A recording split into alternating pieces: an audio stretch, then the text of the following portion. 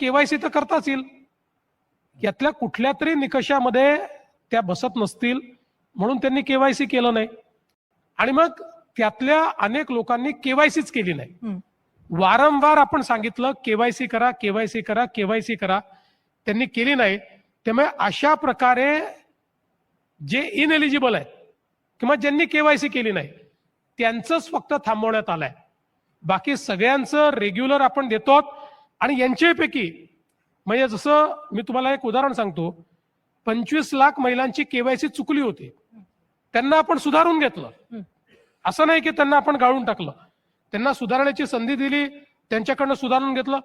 मी आज तुमच्या माध्यमातून महिलांना पुन्हा सांगतो की यांच्यापैकी कोणाला वाटत असेल की आम्ही एलिजिबल आहोत आणि काही कारणाने आम्ही केवायसी करायचं राहून गेलो, अजूनही सरकारची तयारी आहे.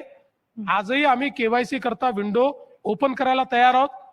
पण जे इनएलिजिबल आहेत त्यांना जर आम्ही उद्या दिलं तर सीएजी आम्हाला विचारणार आहे आणि सीएजी आम्हाला वसुली करायला लावणार आहे. सीएजी हे नाही म्हणणार नुसतं इनएलिजिबलला का दिलं.